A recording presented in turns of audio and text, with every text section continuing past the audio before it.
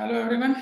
तो मेरे जितने भी भाई लोग हैं जो कि सी इंटरमीडिएट की एग्ज़ाम दे रहे हैं, अभी फिलहाल प्रिपेयर कर रहे हैं। मई में एग्ज़ाम्स आ रही है। ओके। और लास्ट के 30 डेज में, यानी कि आज की तो 30 मार्च है, लास्ट के 30 डेज में, यानी कि 1 अप्रैल से लेके 30 अप्रैल तक बहुत क्रूशल मंथ होता है। मैं जान सकता हूँ, अंडरस्टैंड कर सकता हूँ आपको। और स्टूडेंट्स को ना ये समझ में ही नहीं आता कि कैसे पढ़ना चाहिए। ओके। मतलब एक ग्रुप दे रहे हो तो एक ग्रुप का कैसे पढ़ाई करना चाहिए, फर्स्ट दे रहे हो फर्स्ट, सेकंड दे रहे हो तो सेकंड, दोनों ग्रुप एक साथ दे रहे हो तो कैसे पढ़ना चाहिए। तो स्टूडेंट्स को ना थोड़ा सा तकलीफ होता है कि कैसे पढ़ना चाहिए हमें। अगर हम एक सब्जेक्ट लेते हैं तो ऐसे लगता है कि दूसरा सब्जेक्ट छूट तो नहीं जाएगा हमारा। अगर हम अकाउंट्स लेते हैं तो लगता है टैक्स छूट नहीं जाएगा, टैक्स लेते हैं तो लगता है कॉस्टिंग का कैसे होगा, कितना डेली बेसिस पे करना चाहिए। तो स्टूडेंट्स ऐसे ही रैंडमली बुक्स उठा लेते हैं और कर लेते हैं। जिनको रिवीजन करनी है उनको भी समझ में नहीं आता कि कैसे रिवीजन करें, कैसे 1 महीने में सारे के सारे सिलेबस को हम समअप करें। तो इसी पर्पज से मैंने एक स्टडी ट्रैकर बनाया है आप लोगों के लिए, जो कि मैं इस वीडियो में आपके साथ शेयर करने वाला हूँ। ऐसे कई स्टडी ट्रैकर्स है, फर्स्ट ग्रुप का भी अलग से इस वीडियो में फर्स्ट ग्रुप का शेयर कर रहा हूँ, नेक्स्ट वीडियो में सेकंड ग्रुप का शेयर करूंगा और दोनों ग्रुप का भी शेयर करूंगा। ओके। तो 30 दिन में, ओके, जो भी लोग अभी प्रिपेयर कर रहे हैं, ऑब्वियसली प्रिपरेशन तो आपका हो ही चुका होगा, अब बस रिवीजन की बात बची है। तो 30 दिन में कैसे इफेक्टिवली हम रिवाइज करेंगे कंटेंट को, कौन से दिन पे आपको कैसे करना है। ओके। तो वो सब कुछ इस ट्रैकर में दिया हुआ है। ओके। तो मैं आपके सामने स्क्रीन को प्रेजेंट करता हूँ। तो ये रहा आपका ट्रैकर। मैं थोड़े अपने आप को नीचे ले लेता हूँ, या बहुत ही ऊपर, या बड़ी। तो ये रहा आपका ट्रैकर मेरे आपके सामने है। तो हम डे वाइज डिस्कस करेंगे ये सारी चीजों को कि आपको कैसे क्या करना है। ओके। एंड अकॉर्डिंगली फिर हम डे वाइज आगे बढ़ेंगे। ओके। तो सबसे पहले अगर मैं सीए की बात करूं तो आपके पास 3 सब्जेक्ट्स हैं। ओके। ग्रुप 1 की बात चल रही है ये, प्लीज। तो ग्रुप 1 में आपके पास एडवांस अकाउंट्स है, कॉर्पोरेट एंड अदर लॉज है, एंड टैक्सेशन है, बराबर। अब फर्स्ट डे पे, ओके, जो आपको करना है वो आपको टोटलिटी 3 चैप्टर्स की रिवीजन करनी है। कौन से 3 चैप्टर्स होंगे उसमें? द जनरल क्लासेस है 1897, बहुत ही छोटा सा चैप्टर है लेकिन अच्छे खासे मार्क्स के लिए आता है। तो ये जो मैं ब्रैकेट में लिखा है वो एक अप्रोक्सीमेट मार्क्स लिखा है, जो कि बहुत फैक्टर्स को साथ में लिया है मैंने। तो आपका वेटेज इंस्टीट्यूट का देखा है, फिर पिछले 20 साल का 10 साल का जो डेटा है उसको ध्यान में लेते हुए ये एवरेज मार्क्स लिखा है, ताकि आपका एक ट्रैक रह जाए कि आपका कितना कितना सिलेबस, कितना परसेंटेज अप्रोक्सीमेटली सिलेबस कंप्लीट हो रहा है। देखो, इसको फुल एंड फाइनल मत मान के चलो, इंस्टीट्यूट थोड़ा सा यहाँ वहां करती है ऑब्वियसली, बट मोर और लेस आपको एक मोटा मोटी आइडिया आ जाएगा। तो जनरल क्लॉजेस एक्ट, ओके, तो एक मोर और लेस 11 मार्क्स तक आ जाता है। फिर लिमिटेड लाइबिलिटी पार्टनरशिप एक्ट आपको करना है, 2008 का एलएलपी एक्ट। फिर फॉरेन एक्सचेंज मैनेजमेंट एक्ट करना है 1999। ओके। तो ये कुल मिला के 34 मार्क्स तक का सिलेबस आपका हो जाएगा। ओके। फर्स्ट डे पे आपको सिर्फ इतना करना है। सेकेंड डे जो होगा, ओके, इस दिन अपने को 4 चैप्टर्स करना है। ओके। अपन 4 चैप्टर्स करेंगे। तो सबसे पहले तो एप्लीकेबिलिटी ऑफ अकाउंटिंग स्टैंडर्ड, जानता हूँ कुछ खास आता नहीं है इसमें से, फिर भी मैंने 6 मार्क्स दिया है, क्योंकि देखो तुम्हारे इंस्टीट्यूट जो है ना, मतलब जो हमारी आईसीएआई जो है ना, बहुत अनप्रेडिक्टेबल है भाई। ओके। कभी भी कुछ भी पूछ लेती है। ओके। तो पता नहीं कौन से अटेम्प्ट में कौन से चैप्टर का कौन सा क्वेश्चन उठा के डाल देगी। तो आपको 100% प्रिपेयर करना है, क्योंकि स्टडी ट्रैकर में 100% कवरेज है, एक भी चैप्टर मिस नहीं किया है, एक भी चैप्टर, फिर भी 30 दिन में बिठाया है सब कुछ। तो एप्लीकेबिलिटी ऑफ अकाउंटिंग स्टैंडर्ड्स कर लेना, पता नहीं कहीं 2-3 मार्क्स के लिए, 6 मार्क्स को मैंने लिखा है, 2-3 मार्क्स में कहीं आ जाए या कुछ भी हो जाए। उसके बाद इंट्रोडक्शन टू अकाउंटिंग स्टैंडर्ड्स कर लेना एडवांस अकाउंट्स में। ओके। तो ये बहुत ही शुरुआत के 2 चैप्टर्स है, आसान चैप्टर्स है, कुछ ज्यादा टाइम आपका जाएगा नहीं। तो ये कुल मिला के 10-12 मार्क्स। और लॉ में रजिस्ट्रेशन ऑफ चार्जेस कर लेना। ओके। चार्जेस बहुत छोटा चैप्टर है। ओके। बहुत आसान है, प्रोविजंस भी अच्छे खासे है। और दूसरा है इंटरप्रिटेशन ऑफ स्टैट्यूट्स। ओके। तो ये भी चैप्टर्स है ऐसे कि यहां से अगर आ जाता है, होता क्या है ना जनरली, कि कोई भी बड़े चैप्टर्स को पहले उठा लेते हैं हम लोग, कि डायरेक्टर्स कर लिया, मीटिंग्स कर लिया, वगैरह वगैरह। ओके। अब उसमें टाइम बहुत ज्यादा है, और शुरुआत में अगर हम वो चैप्टर्स उठाएंगे तो फिर हम ट्रैक से हिल जाते हैं। अल्टीमेटली छोटे छोटे चैप्टर्स हम बोलते हैं कि भाई अब तो ये ऑप्शन में ही डाल दे, बट वो गलत हो सकता है, क्योंकि अगर वो बड़े चैप्टर्स हमारे हाथ में नहीं आते तो फिर ये छोटे छोटे चैप्टर्स बहुत अच्छे से मार्क्स मिला के देते हैं आपको। ओके, तो यकीन कीजिए। और इंटरप्रिटेशन ऑफ स्टैट्यूट्स, तो ये 4-5 चैप्टर्स करके मोर और लेस 50 मार्क्स तक आपका लॉ का सिलेबस हो जाएगा और 10-12 मार्क्स तक अकाउंट्स का। हालांकि मार्क्स को एक बस इंडिकेटिव तरीके से आप ले। ओके, थर्ड डे पे हमें सिर्फ 3 चैप्टर्स करने हैं। कौन से 3 चैप्टर्स है वो? एक तो है बायबैक ऑफ सिक्योरिटीज, ओके, अच्छा खासा चैप्टर है। दूसरा है framework of preparation and presentation of financial statements, okay, कि फ्रेमवर्क क्या है वो भी पता नहीं, कभी कभार अगर कुछ आ गया तो। और companies incorporated outside India, okay, तो फॉरेन कंपनीज के बारे में जो बात हो रही है, तो वो एक ही लॉ का चैप्टर करना है। तो टोटल 3 चैप्टर्स की रिवीजन आपको थर्ड डे पे करनी है, ठीक है। तो अभी तक मोर और लेस हमने 3 दिन में अच्छे खासे चैप्टर्स कवर कर लिए। अगर मैं कहूँ तो 10 चैप्टर्स हमने कवर कर लिए। छोटे छोटे चैप्टर्स है ये, ओके, लेकिन 10 चैप्टर्स आपके हो गए तीसरे दिन के अंदर अंदर। ओके, चलो बढ़िया। चौथा दिन जो है ना वो फ्रेंड्स अपना काफी इंटरेस्टिंग होने वाला है, क्योंकि चौथे दिन में हम तीनों सब्जेक्ट्स को ध्यान में लेंगे। तीनों सब्जेक्ट का एक एक चैप्टर करेंगे, ताकि देखो इस शेड्यूल को ऐसे बनाया है, ट्रैकर को ऐसे बनाया कि आपको बोर भी ना हो जाए, एक ही सब्जेक्ट चल रहा है खाली, वैसे ना हो जाए। तो चौथे दिन में हम अदर अकाउंटिंग स्टैंडर्ड्स करके आपका एक चैप्टर है, ओके, आपके बुक में चैप्टर है। चाहे तो मैं इसके साथ साथ बाद में आपको एक सप्लीमेंट्री क्लिप भी डाल दूंगा कि अदर अकाउंटिंग स्टैंडर्ड्स में कौन कौन से अकाउंटिंग स्टैंडर्ड्स कवर है, या अगर आप चाहे तो मैं अभी भी देख सकता हूँ कि कौन कौन से अकाउंटिंग स्टैंडर्ड्स इसमें इन्वॉल्व है। 1-2 मिनट का बस मुझे टाइम दीजिए। आपके सामने सामने मैं बोल देता हूँ कि कौन से अकाउंटिंग स्टैंडर्ड्स कहाँ कहाँ इन्वॉल्व है। आप just give me a sec.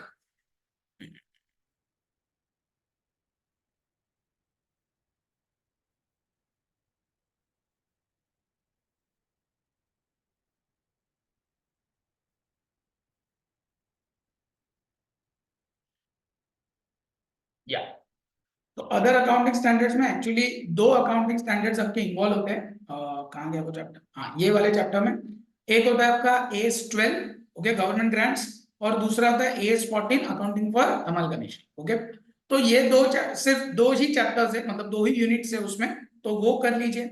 उसके बाद declaration and payment of dividend कर लीजिए लॉ का, ओके, छोटा सा प्यारा सा चैप्टर है। And income tax liability computation optimization कर लीजिए, ओके। उसमें से हेड्स ऑफ इनकम से रिलेटेड जो भी चैप्टर है वो शायद आप थोड़ा स्ट्रगल करोगे, बट जो बचा हुआ AMT मैट के प्रोविजंस है वो पहले कर लीजिए। अच्छा खासा चैप्टर है, अच्छे खासे मार्क्स के लिए आता है, हर अटेम्प्ट में आया है, ओके।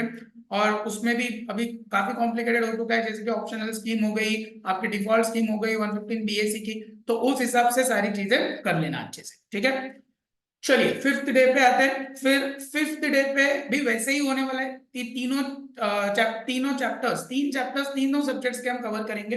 तो उसमें लायबिलिटी बेस्ड अकाउंटिंग स्टैंडर्ड्स करेंगे। अब लायबिलिटी बेस्ड अकाउंटिंग स्टैंडर्ड्स जब मैं बोल रहा हूँ तो उसमें कितने अकाउंटिंग स्टैंडर्ड्स कवर है? 2 ही अकाउंटिंग स्टैंडर्ड्स कवर है। एक तो AS 15 एम्प्लॉय बेनिफिट्स, ओके, मैं मानता हूँ कि थोड़ा सा हेवी स्टैंडर्ड है, बट कर लीजिए। और दूसरा है AS 29, जो कि एक आसान स्टैंडर्ड है, provision contingent liabilities and contingent assets. तो ये स्टैंडर्ड में कोई खास आपको प्रॉब्लम नहीं आएगी। लॉ में आप प्रिलिमिनरी पार्ट कर लीजिए वहां का। आप अगर आपके मॉड्यूल में ढूंढोगे तो आपको प्रिलिमिनरी नाम का एक चैप्टर मिलेगा, क्योंकि ये जो भी पूरा ट्रैकर है आपके मॉड्यूल के हिसाब से ही बनवाया है। और टैक्सेशन में आप IDT कर लीजिए, वैल्यू ऑफ सप्लाई, ओके, छोटा चैप्टर है। कुछ इंक्लूजन एक्सक्लूजन आपको देखनी है, रूल्स देखने हैं कि कैसे वैल्यू होगी, एंड अकॉर्डिंगली आपको करना है। सिक्स्थ डे पे 4 चैप्टर्स करेंगे हम लोग। एक तो accounting for reconstruction of companies करेंगे, ओके, अकाउंटिंग में। दूसरा रेवेन्यू बेस्ड अकाउंटिंग स्टैंडर्ड्स करेंगे। अब रेवेन्यू बेस्ड जब मैं बोल रहा हूँ तो उसमें कितने अकाउंटिंग स्टैंडर्ड्स आ गए? इसमें भी 2 अकाउंटिंग स्टैंडर्ड्स आ रहे हैं आपके। एक तो आपका AS 7 आ रहा है जो कि कंस्ट्रक्शन कॉन्ट्रैक्ट्स के ऊपर बात करता है, और दूसरा है आपका AS 9 आ रहा है जो कि रेवेन्यू रिकॉग्निशन के ऊपर बात करता है। दोनों छोटे स्टैंडर्ड्स है, ओके। तो रेवेन्यू बेस्ड अकाउंटिंग स्टैंडर्ड कर लिया, accounting of reconstruction of companies कर लिया। कॉर्पोरेट लॉ में अगर आप आओगे तो acceptance of deposit by companies कर लो, ओके, डिपॉजिट वाला जो चैप्टर है उसको कर लो। एंड टैक्सेशन में accounts and records, okay, theory वाला चैप्टर है तो उसको आप पहले कर लो। ये थियरी के जो छोटे छोटे चैप्टर्स है उसको आप पहले मिटाओ, क्योंकि अंत में क्या होता है ना, हम लोग जब पीजीबीपी कैप गेम्स वगैरह में चले जाते हैं या असेसमेंट में चले जाते हैं तो फिर उसमें ही हम 10 दिन निकाल देते हैं और फिर ये छोटे छोटे थियरी चैप्टर्स होते नहीं है और फिर स्टूडेंट्स को काफी दिक्कत होती है कि इसमें से अगर कुछ आ गया तो वो भी इफेक्टिवली स्टूडेंट्स लिख नहीं पाते। ओके, चलिए 7वें दिन एक हफ्ता पूरा, तो आप 7वें दिन पे अमालगमेशन ऑफ कंपनीज कर लेना। ओके, देखो ये जब मैं 7वें दिन बोल रहा हूँ इसका मतलब ये कहीं से कहीं तक नहीं है कि आपको 7th डे पे ही वो स्टार्ट करना है। आपका पहले वाला जो चीज है वो अगर जल्दी हो गया तो आपको नेक्स्ट डे का उसी दिन पे स्टार्ट करना है। जितना अर्ली आप स्टार्ट करोगे उतना आपको बेटर रहेगा कि आप ट्रैकर के साथ रह सकते हो। ओके, तो अगर आपका 6th डे पे जल्दी सारा का सारा खत्म हो गया तो 6th डे पे ही मैं आपको सजेस्ट करूंगा कि आप अमालगमेशन ऑफ कंपनीज कर लीजिए मतलब स्टार्ट कर लीजिए। ऑब्वियसली एक दिन में तो पूरा नहीं होगा, बट थ्योरेटिकल कॉन्सेप्ट्स कर लीजिए और प्रॉब्लम्स एटलीस्ट जॉट डाउन कर लीजिए कि आपको कौन कौन से और कितने प्रॉब्लम्स है जो कि रिवीजन के टाइम करने हैं। एटलीस्ट आप थ्योरेटिकल वर्क भी नेक्स्ट डे का पहले दिन पे कर लोगे तो भी आपके लिए आसानी होगी। और फिर यहाँ टाइम ऑफ सप्लाई कर लेना, एक छोटा सा चैप्टर रखा है, जानता हूँ अमालगमेशन थोड़ा हेवी चैप्टर है, बट उसके साथ साथ अगर टाइम ऑफ सप्लाई कर लोगे तो अच्छी बात होगी। या फिर टाइम ऑफ सप्लाई को आप 6th डे पे थोड़ा सा शिफ्ट कर सकते हो और अमालगमेशन के लिए आप पूरा टाइम ले सकते हो। और टाइम ऑफ सप्लाई कोई बहुत बड़ी प्रोविजंस नहीं है, हर में 2 सेक्शन ही इन्वॉल्व होते हैं, एक तो टाइम ऑफ गुड्स और दूसरा time of services. Okay, 8th day पे accounting standards based on items impacting financial statements, तो ये चीज का भी आपको एक ये मिल जाएगा आपके बुक में। Just let me see where is, just minute, उसमें कौन सा अकाउंटिंग स्टैंडर्ड्स आ रहे हैं। या चैप्टर 7 है आपका, इसमें 4 अकाउंटिंग स्टैंडर्ड्स आपके कवर होंगे। एक तो होगा AS4 contingencies and events according after the balance sheet date, दूसरा होगा AS5 नेट प्रॉफिट और loss for the period prior period items and changes in accounting policy, तीसरा होगा AS11 the effect of changes in foreign exchange rates and चौथा होगा AS22 accounting for taxes on income. ठीक है, तो ये जो है ये एक चैप्टर आप उस दिन, ये चारों स्टैंडर्ड्स वैसे तो छोटे हैं, AS4 AS5 तो पूरे थ्योरेटिकली है, AS11 में थोड़े से कंप्यूटेशन है लेकिन आसान है, AS22 में भी अगर आपने प्रिपरेशन के वक्त अच्छे से किया है कि डेफर्ड टैक्स एसेट कब जनरेट होता है, डेफर्ड टैक्स लायबिलिटी कब जनरेट होती है, तो फिर ये भी स्टैंडर्ड मैनेजेबल है। उस दिन टैक्स के 2 चैप्टर कर लीजिए, income of other persons included in assessees total income, यानी कि क्लबिंग का जो चैप्टर है। ओके, छोटा सा चैप्टर है लेकिन अगर इक्कत सम भी आ गया क्लबिंग का तो अच्छे खासे मार्क्स ले सकते हो। और दूसरा residence and scope of total income. ठीक है, बड़ा चैप्टर है, बड़ा चैप्टर कर लिया है बिकॉज कि थोड़े से 2020-21 के बाद कॉम्प्लिकेशंस थोड़े से बढ़े हैं बिकॉज डीप रेसिडेंस की वजह से, वरना पहले तो काफी आसान चैप्टर था। तो इंडिविजुअल का जो रेसिडेंशियल स्टेटस है उसके ऊपर अच्छे से ध्यान रखिए, बाकी तो HUF कंपनीज वगैरह वो सब ठीक ठाक है, बस आपको इंडिविजुअल के ऊपर स्पेशली ध्यान रखना है। और स्कोप ऑफ टोटल इनकम में कोई खास मुझे नहीं लगता कि बहुत बड़ी बात है उसमें, तो ये आराम से आपका हो जाएगा। 9th डे पे आपको कंपनी में ऑडिट एंड ऑडिटर्स वाला पार्ट करना है। ओके, क्योंकि इंपॉर्टेंट होता है, ऑब्वियसली आता है ऑडिट एंड ऑडिटर्स में से most of the times institute ने क्वेश्चंस पूछे हुए हैं आज तक, और आपने भी और ये जो है ये चैप्टर को बहुत अच्छे से कर लीजिए, इंपॉर्टेंट चैप्टर है क्योंकि ऑडिट का पूरा पेपर लिखने वाले। ठीक है, तो वहां भी काम में आ जाएगा। तो दोनों जगह पे स्मार्ट वर्क करो, जो दोनों ग्रुप दे रहे हैं उनको अगर ये चैप्टर अच्छे से करोगे तो इसमें से जितना भी ज्ञान आपका सेकंड ग्रुप में है तो वो आराम से आ जाएगा। चलो बढ़िया, और यहाँ TDS वाला पार्ट कर लीजिए, tax deduction at source and collection at tax at source. Okay, तो 9th डे पे TDS TCS वाला पार्ट आप कर लीजिए। ओके, तो आपका यू नो वो एक चैप्टर भी हो जाएगा, क्योंकि समटाइम्स इंस्टीट्यूट ट्रिकी क्वेश्चंस पूछती है उसमें से। 10th में अकाउंटिंग फॉर ब्रांचेस, मतलब एडवांस अकाउंट्स में 10th डे पे accounting for branches including for foreign branches, तो ब्रांच वाला पार्ट कर लीजिए। ओके, ब्रांच वाले में भी पहले प्रॉब्लम्स को जॉट डाउन कर लीजिए स्टूडेंट्स कि आपको कितने प्रॉब्लम्स करने हैं, और वैरायटल प्रॉब्लम्स को उठाइए, हर एक वैरायटी का एक प्रॉब्लम है। ओके, चाहे तो मैं भी लिस्ट दे दूंगा कितने कितने प्रॉब्लम्स चाहिए वो आपको और कितने कितने प्रॉब्लम्स आपको करने चाहिए। ठीक है, इंटीग्रल वाला उठा लेना, नॉन इंटीग्रल वाला उठा लेना, और फॉरेन का तो उठा ही लेना। ओके, फॉरेन का तो जरूर कर लेना, बिकॉज एक्सचेंज रेट का प्रॉब्लम आ जाता है, तो प्रॉब्लम मतलब एक्सचेंज रेट का प्रोविजन आ जाता है, ठीक है।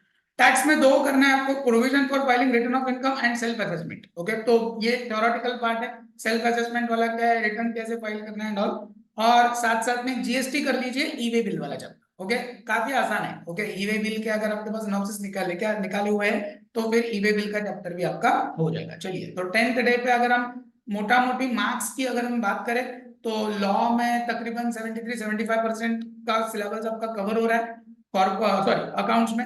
लॉ में भी तकरीबन 75 और टैक्स में तकरीबन 40 मार्क्स का, यानी कि आपका पासिंग तो इंश्योर हो गया। चलिए, ओके, अप्रोक्सीमेटली ऑब्वियस। सो 11th डे पे, ओके, 11th डे पे एक इंपॉर्टेंट चैप्टर उठा लीजिए, कॉर्पोरेट लॉ का prospectus and allotment of securities वाला, ओके। तो अच्छा खासा चैप्टर है, क्वेश्चंस आते हैं।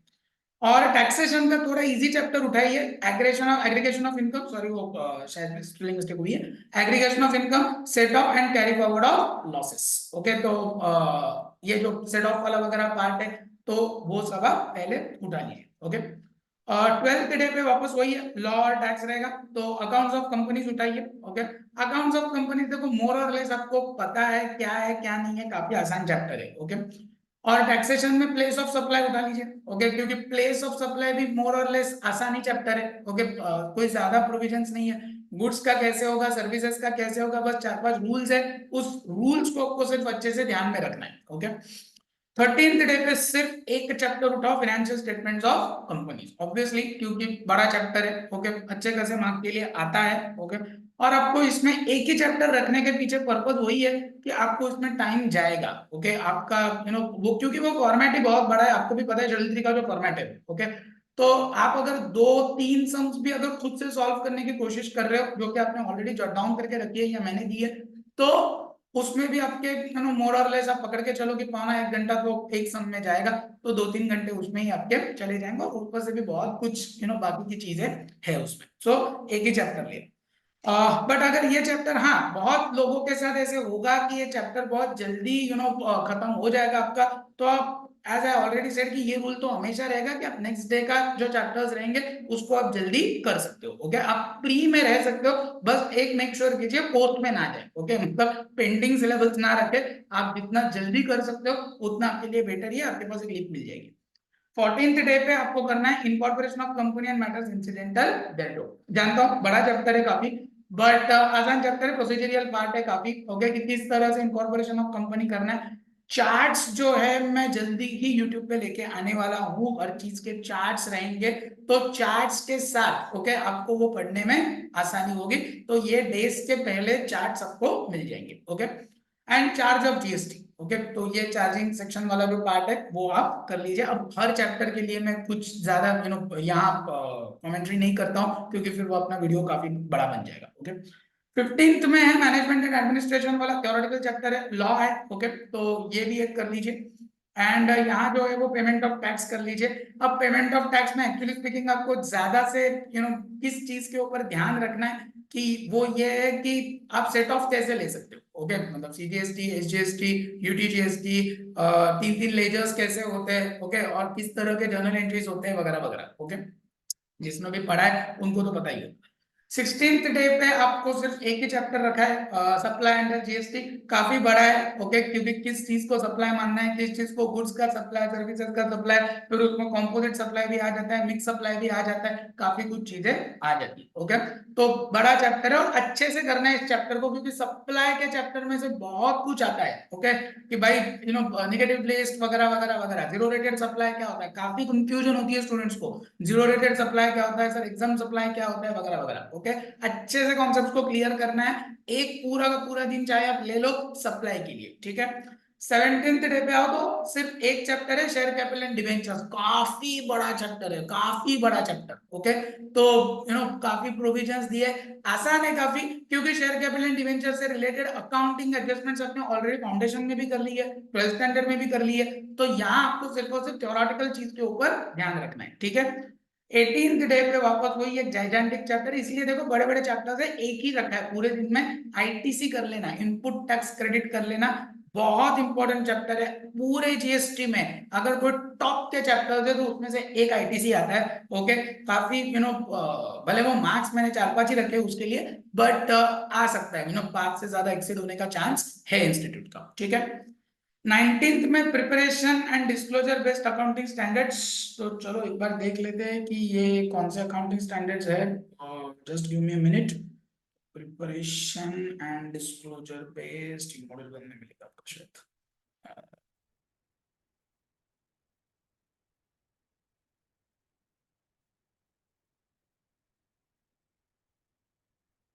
Just give minute. या चैप्टर 4, इसमें आपका AS1 कवर हो रहा है, disclosure of accounting policies. AS3 cover हो रहा है, cash flow statement. AS17 cover हो रहा है, सेगमेंट रिपोर्टिंग। AS18 कवर हो रहा है, रिलेटेड पार्टी डिस्क्लोजर्स। AS20 हो रहा है, अर्निंग्स पर शेयर। और AS24 हो रहा है, डिसकंटिन्यूइंग ऑपरेशंस। एंड AS25 हो रहा है, इंटरिम फाइनेंशियल रिपोर्टिंग। ओके, तो आप ये जहां जहां सिंगल सिंगल चैप्टर्स रखे, ओके, तो वो आप थोड़े से जल्दी जल्दी मिटा के, अगर इसमें से 2 से 3 आसान वाले जो स्टैंडर्ड्स है, जो छोटे हैं आसान है, उसको भी पहले कर लेंगे तो आपके लिए बेटर होगा। जैसे कि मैं बता देता हूँ, AS1 तो आपका ऐसे ऐसे मजे मजे में हो जाएगा। ठीक है, उसके बाद छोटा सा स्टैंडर्ड कौन सा है, AS17 काफी छोटा है, सेगमेंट रिपोर्टिंग काफी है। उसके बाद AS18 भी ठीक ठाक है, रिलेटेड पार्टी डिस्क्लोजर्स में भी कुछ ज्यादा नहीं है। AS24-25 भी छोटे छोटे, discontinuing operations and interim financial reporting. आपको ज्यादा से ज्यादा बच्चों टाइम कहाँ लगेगा, AS20 में टाइम लगेगा, अर्निंग्स पर शेयर में अच्छा खासा टाइम लगेगा, AS3 में टाइम लगेगा, कैश फ्लो स्टेटमेंट में अच्छा खासा टाइम लगेगा। ठीक है, तो इसमें से अगर 2-3 अकाउंटिंग स्टैंडर्ड छोटे छोटे जो है वो भी आप पहले निपटा दोगे तो इस चीज के लिए अच्छा खासा आपका टाइम बचेगा। ओके, और बेसिक कॉन्सेप्ट उठा लीजिए। ओके, बेसिक कॉन्सेप्ट शायद ये जीएसटी का डाला है। तो जीएसटी का जो बेसिक कॉन्सेप्ट है वो सब कॉन्स्टिट्यूशनल फ्रेमवर्क वगैरह वगैरह वगैरह, पता नहीं कहाँ से कौन सा क्वेश्चन इंस्टीट्यूट टपका देती है, तो कहीं वहां से क्वेश्चन ना बन जाए। ओके, अगर बनेगा तो मेरे जितने भी व्यूअर्स हैं और मेरे जो तुम लोग फ्रेंड्स हो, वो सारे के सारे पोजीशन में होने चाहिए कि कोई भी चैलेंज आ जाए हम कॉन्कर कर लेंगे। ओके, बढ़िया। 20th डे पे कंसोलिडेशन करवा देना, एक ही चैप्टर रख सकता हूँ। ओके, तो तो कंसोलिडेशन में आपका टाइम जाएगा, बट ठीक है, एक ही चैप्टर रखा है पूरे दिन में, और आप तो ऑब्वियसली आपके पास दूसरा कोई काम नहीं रहेगा अभी तो लास्ट 30 डेज में, तो आप सुबह से बैठ के शाम तक कंसोलिडेशन आराम से निपटा सकते हो।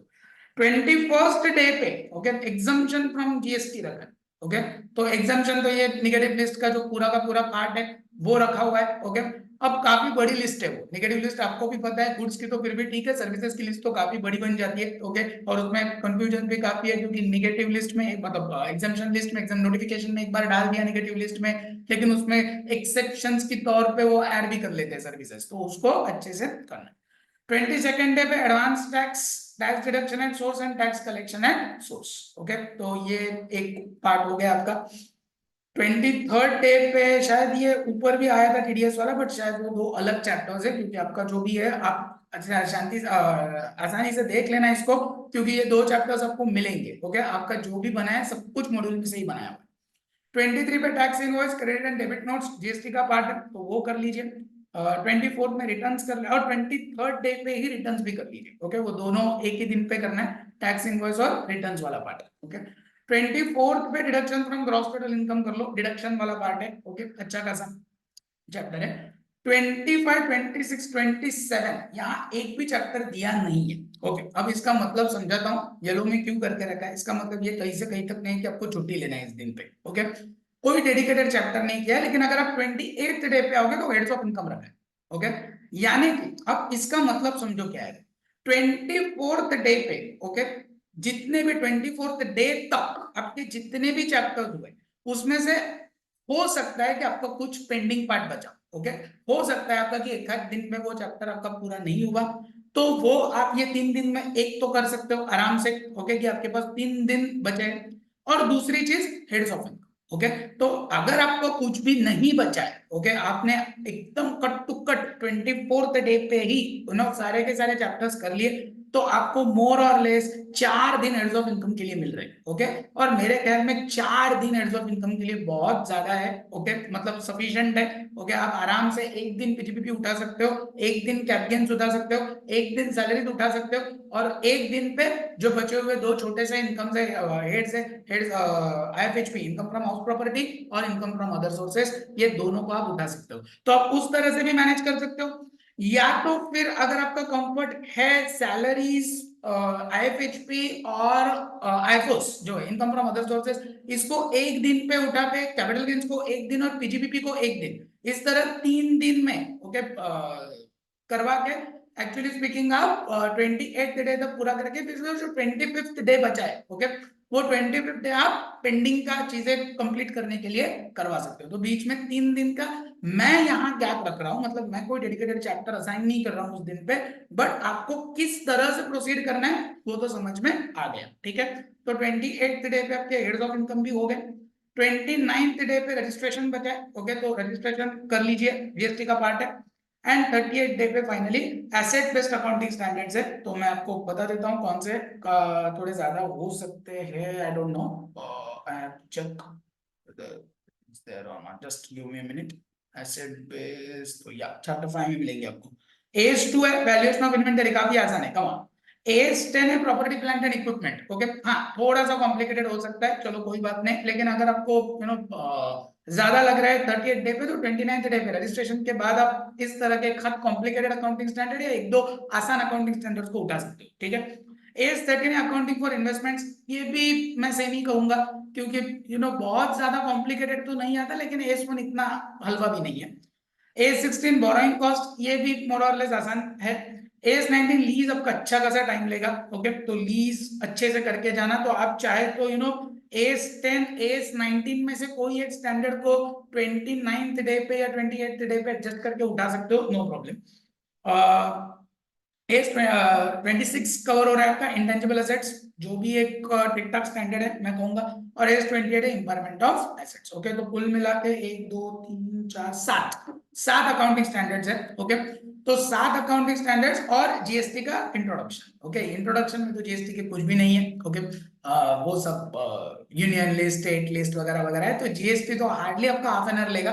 ओके, बचा हुआ पूरा का पूरा दिन आप ये 7 अकाउंटिंग स्टैंडर्ड्स करते हो। तो लेकिन फिर भी अगर किसी को ऐसे लग रहा है कि थोड़ा मुश्किल हो सकता है 7 अकाउंटिंग स्टैंडर्ड्स एक दिन में हम कैसे निपटाए, नो प्रॉब्लम, आपका पहला पेपर अकाउंट्स ही होने वाला है। ओके, जब मई में एग्जाम होगी, ये हम कहाँ है 1 अप्रैल से अगर आप स्टार्ट कर रहे हो, तो 30 अप्रैल में हम लोग बरोबर बराबर, तो एक जो है में वो भी अकाउंट्स आप कंटिन्यू कर सकते हो, क्योंकि आपका जो पहला पेपर है वो एनीवेज अकाउंट्स ही होने वाला है। ओके, सो ये था पूरा का पूरा स्टडी ट्रैकर।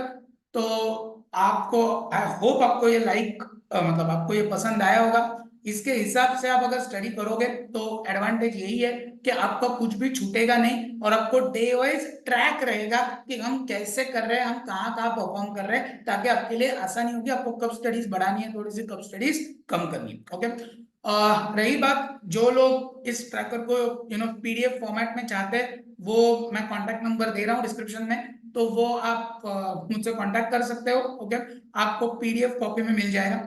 ऊपर से अगर आप आपके हिसाब से स्टडी ट्रैकर चाहते हो, ओके, अभी ये तो देखो जनरल स्टडी ट्रैकर है, 30 डेज का मैंने बना के रखा है। ओके, आप इसमें अगर रिविजन भी इंकॉर्पोरेट करना चाहते हो, या अगर आप कोई कस्टमाइज स्टडी ट्रैकर बनवाना चाहते हो कि मेरे ये चैप्टर सर हो चुके हैं दादा, मुझे सिर्फ इतने चैप्टर्स है, लेकिन इस चैप्टर्स की मुझे रिवीजन भी करनी है। ओके, तो उस हिसाब से भी आपको स्टडी ट्रैकर मिल जाएगा आपके हिसाब से, जो कि पूरा का पूरा कस्टमाइज्ड स्टडी ट्रैकर होगा आपके हिसाब से। ओके, आप अगर हमें स्पेसिफिक बोल दोगे कि ये दिन पे थोड़ा पढ़ाई करने में हमें दिक्कत होगा, तो उस हिसाब से भी चीजें बन जाएगी आपकी। ओके, तो आपको कांटेक्ट कहाँ करना है, जो नंबर मैं डिस्क्रिप्शन में दे रहा हूँ उस नंबर के ऊपर आप आराम से कांटेक्ट कर सकते हो। तो और बाकी कुछ भी आपको डिफिकल्टीज आती है तो भाई लोग टेंशन मत लो, आपका भाई आपके लिए बैठा हुआ है। ओके, आपका बस क्लियर करवाना ही मेरा मेन मकसद होता है, तो आपको टेंशन लेने की कोई जरूरत नहीं है। किसी भी टाइप चीज की किसी भी और में आपको अगर हेल्प लगती है, तो बस जो भी नंबर डिस्क्रिप्शन में दिया है वहां आप कांटेक्ट कर सकते हो, आपको जरूर कुछ ना कुछ सोल्यूशन देने की मैं कोशिश करूंगा। ओके, आई होप आपको ये स्टडी ट्रैकर अच्छा लगा हो, आप इस हिसाब से पढ़िए। ओके, बहुत मेहनत करके स्टडी ट्रैकर को बनाया है सिर्फ आप लोगों के लिए। तो ज्यादा से ज्यादा आप आपके फ्रेंड्स में आप सर्कुलेट कीजिए, ताकि आपको आपके साथ साथ वो भी बेनिफिट में आ जाए। ओके, और आपको सबसे पहले इस चीज का बेनिफिट ज्यादा से ज्यादा मिले। ओके, तो चलिए इस वीडियो को यही समाप्त कर देता हूँ, आपकी आज्ञा लेता हूँ। और स्टडी ग्रुप 2 का जो स्टडी प्लानर है, ओके, तो वो जल्दी ही दे दूंगा। ओके, और कंबाइंड का जो है तो आप ग्रुप 1 ग्रुप 2 को कंबाइन करके भी ले सकते हो। अगर आपको पीडीएफ में चाहिए तो नंबर जो डिस्क्रिप्शन में दिया है उससे जरूर कांटेक्ट कीजिए। कस्टमाइज्ड अगर आपको स्टडी ट्रैकर चाहिए तो वो भी कांटेक्ट कर लीजिए। ओके, चलो bye bye and best of